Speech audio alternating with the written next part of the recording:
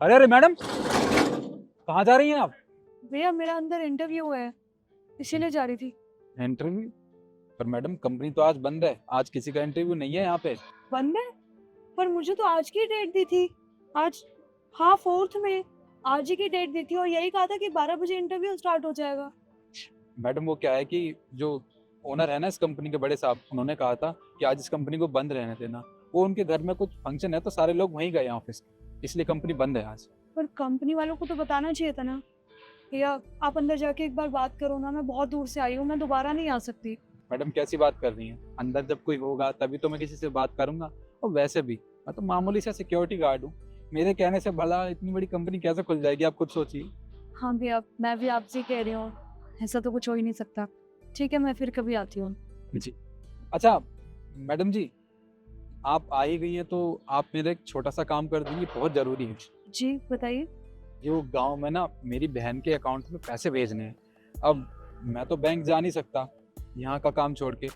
मैं आपको पैसे दूंगा, आप वो भेज देना, वो फ़ोन से ऑनलाइन वो कर देंगी आप उसके अकाउंट। हाँ हाँ कर दूंगी, लाइए। जी, ये लीजिए मैडम जी, ये 3,000 रुपये ये आप भेज देना उसको। ठीक है। कितने बताए आपने? 3,000। फिर भैया ये तो 3500 रुपये हैं, 500 रुपये आपने एक्स्ट्रा दे दिए हैं। कोई बात नहीं, आप रखिए मैं भेज देती हूँ। अरे वाह मैडम, आप तो बहुत ईमानदार हैं। आप चाहती तो ये पैसे रख भी सकती थी, पर आपने ये पैसे मुझे दे दिए। ये आपके पैसे रख के मैं क्या कर लूंगी? अंदर से एक गिल्टी रहेगा कि मैंने किसी के पैसे मार लिए। नंबर बताइए आप। जी।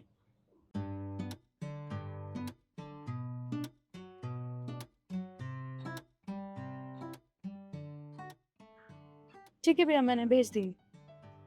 जी। ठीक है भैया मैं चलती हूँ, हाँ? सुनिए मैम साहब, ये आपके हाथ में डिग्री है ना? जी भैया ये मेरी डिग्रियाँ हैं। आप एक बार मुझे डिग्री दिखा सकती हैं? वो क्या है ना कि मेरी छोटी बहन गांव में पढ़ती है कॉलेज में, और मैंने तो 10वीं भी पास नहीं करी। मेरा सपना था कि पढ़ लिख के बड़ा आदमी बनूंगा, पर घर के हालात ऐसे हो गए ना, पढ़ नहीं पाया। आज तक डिग्री देखी नहीं।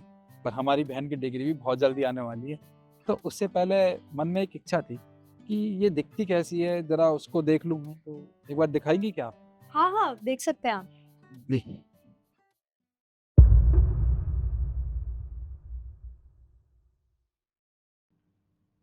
एड जमा, लगता है आपके तो बहुत अच्छे अंक आए हैं।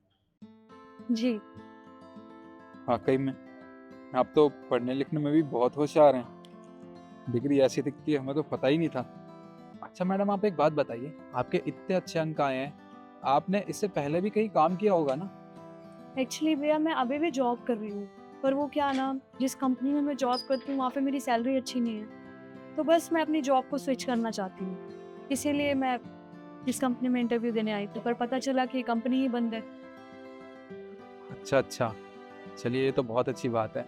वैसे भी हर किसी को हक होता है जहाँ उसे अच्छी सैलरी मिले, जहाँ अच्छा वातावरण मिले, वहाँ पे काम करने का। ठीक है भैया मैं चलती हूँ, है ना?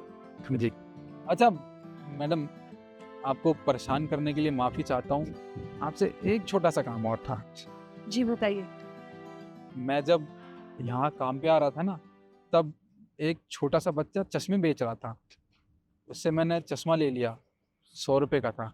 अब मुझे तो उसकी कोई ज़रूरत नहीं है। क्या आप ये चश्मा मुझसे ले लेंगी? मेरा थोड़ा फ़ायदा हो जाएगा। आप एक काम कीजिए, 100 रुपये मत देना, 50-60 रुपये दे दो, इतना काफ़ी है। एक काम करते हैं ना भैया, मैं आपसे ये चश्मा 200 रुपये में खरीद लेती हूँ। 200 रुपये में? पर अगर आप ये 100 रुपये का चश्मा 200 रुपये में खरीदेंगी तो आपका तो नुकसान हो जाएगा। नुकसान कैसे होगा भैया? मैं आपसे ये 200 रुपये में खरीदूंगी, बाहर जाके मैं इसे 400 रुपये में बेच दूंगी। 400 रुपये में? पर 400 रुपये का खरीदेगा कौन इसको? भैया यही तो होती है मार्केटिंग की स्ट्रैटेजी।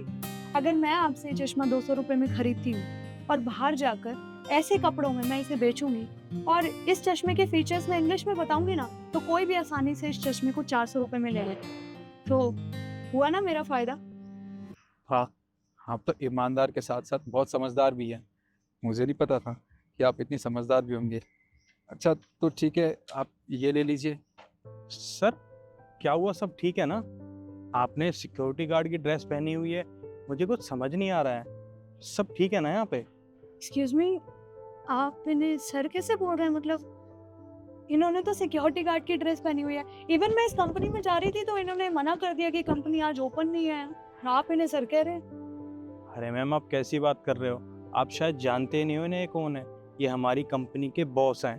और मुझे खुद समझ नहीं आ रहा है कि सर ने गार्ड की ड्रेस क्यों पहनी हुई है। क्या? जी हाँ, इन्होंने बिल्कुल ठीक कहा। I am the owner of this company, mister Nikhil Sharma. Sir पर आप तो ये सब क्यों कर रहे थे आप? मतलब मैडम वो क्या है ना कि मेरा इंटरव्यू लेने का ये नया तरीका है, क्योंकि आज तक मैंने जितने भी इंटरव्यू लिए हैं ना अपने कैबिन में बैठ के, वहाँ पे लोग बड़ी बड़ी बातें तो करते हैं, उनके पास डिग्रियाँ होती है, बहुत बड़े बड़े कॉलेज से पास आउट होते हैं वो, और बहुत अच्छी नॉलेज भी होती है, पर वहाँ पे ना उनका कैरेक्टर नहीं पता चलता।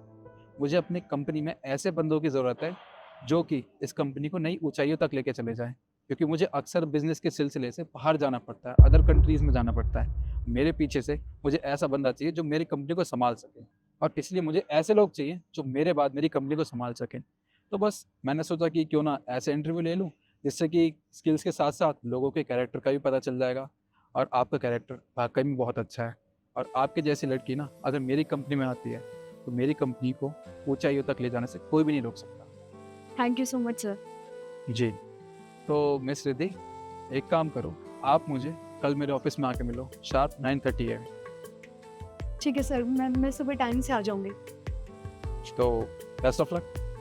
Okay sir, thank you. Tuition चले? जी सर।